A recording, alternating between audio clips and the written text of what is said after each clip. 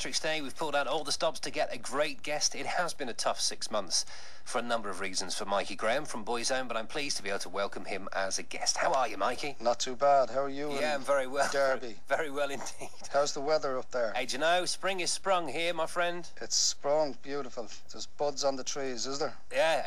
Actually, it's funny, I was in the park over the weekend, and there's even little bits of blossom out on some of the early blossoming trees. Lovely. Nice to see a bit of springtime arrive. Isn't it refreshing, actually? That is one of the great things about St. Patrick's Day. It does actually fall right pretty much at the beginning of spring. Absolutely, yeah. It really is. It's almost like the rebirth of the new year, isn't it? You know, with the foliage and so on, you know? Yeah, totally. Do the Irish really celebrate it as much as everybody else seems to do? Oh, they do. They go all out every year. You know, it's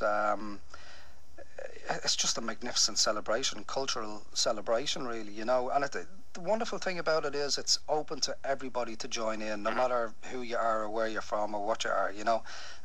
St. Patrick's Day is always, it's a good old knees up, as they say over here, you know. Because I've never experienced it over in Ireland, even though I've got Irish family. But I've obviously experienced it over here, and I always go, well, I've got Irish family, I'm going to go out and celebrate over here, and that's always been my excuse. But actually, it seems to be huge everywhere now. It is. It's worldwide now. You know, every Irish person that ever left Ireland in generations gone by always carried with them the bit of shamrock and the remembrance of March 17th, you know. There's a certain black drink with a creamy top, which is often associated with St. Patrick's Day. That's true.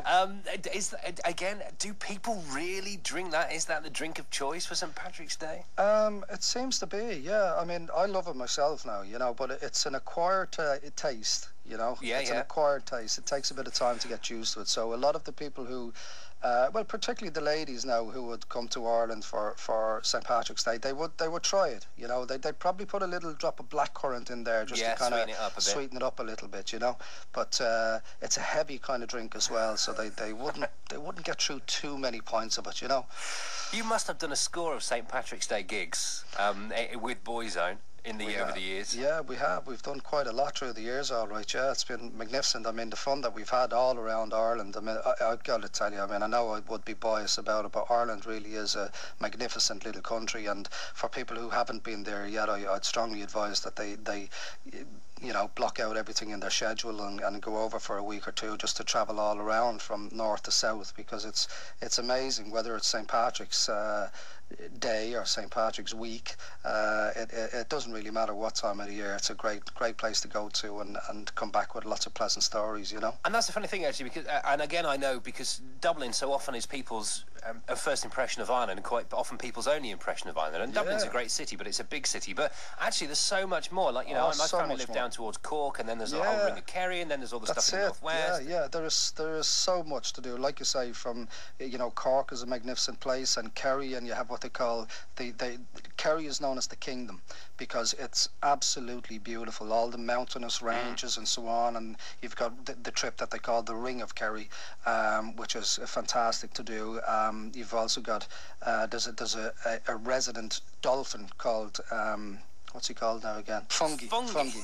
That's what he's called. But he's been there for years and years and years. Apparently, the story goes that he went in with a mate one time, and the mate died or was washed up or something. But Fungi still remains in the harbour waiting for her to come back. Now that's a sweet tale. Yeah, and she's still there. You can get on the boat and go out and see Fungi. Well, I don't know if Fungi is a boy or a girl, but sure, look, we won't argue about that. But there's that, and then, you know, going up north to Antrim, there's the Giant's Causeway, another wonderful thing to see. Yeah. All down the west coast of Ireland as well. You have all from Donegal down to Kerry and Waterford and so on. It's amazing, absolutely amazing, the natural beauty, as well as the crack, as they say over there. The fun, you know. More from Mikey in a moment or two. Incidentally, hello to all the Boyzone fans who are listening from around the country and, in fact, around the world, because I put the word out on Twitter that he was on as a guest and got quite a lot of responses back. If you want to send me some from far distant flung places, you can either do so by the website bbc.co.uk/Derby.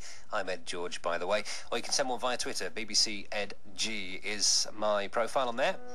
This is the current single then from Boyzone, Gave It All Away. More from Mikey in a moment.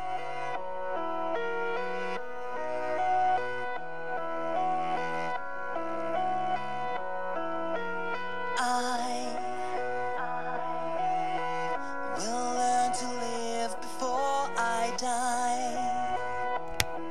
love Boyzone so much.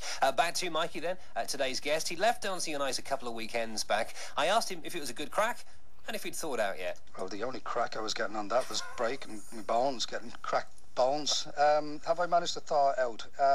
Yes, a little bit. I've still got the aches and pains, but they're slowly but surely beginning to go away, you know. But I'll be back there for the final anyway. Yeah, and then we have the Dancing on Ice tour. Of goes course. out on April 8th, starting in Sheffield, I believe. So you're going to be on that then, are you? I'm going to be on that too. They very kindly asked me to appear on it. So, yeah, I'm going to fit that in between my promotional schedule for Boyzone and the new album, Brother. Which went to #1, didn't it? Just want to say a huge thanks to all the Boyzone fans and the public in general for all the support with the album, and also the great support and goodwill that they've given to the band in the last 5 months. It's so much appreciated. We are so blown away and so proud that people have been so kind to us. Now, the single that's also very successful at the moment, Gave It All Away. I mean, Stephen's vocals feature very, very prominently on that. Does it bring you... Eerily so. Does it bring pangs of sadness when you hear his voice when that plays? It does, it does. I mean, it's not that you become desensitized. I suppose you become used to it after a while, hearing the song being played in the background or speaking about the song. But particularly when we first heard the vocal and we were on the day we were doing the video, I mean, I can't tell you the emotional outbursts from each and every one of us was horrible, really. You know what I mean? We were just completely devastated, absolutely devastated, and to hear him sing the opening line and to see him on past footage of the last tour we did together was devastation. But, you know, there's no answer to this, and life does go on, and we are just trying our best to pull each other together and to get through this. Actually, funny, I read that you described Dancing on Ice as a kind of a little bit of a therapy to help you through it. Well, it was a life raft, it really was. You know, it helped me. It was a very strong distraction for me, because I felt extremely depressed, obviously, after Stephen's death, and it gave me something, you know, having a schedule to be somewhere at a certain time and to focus on you know, standing up on the ice.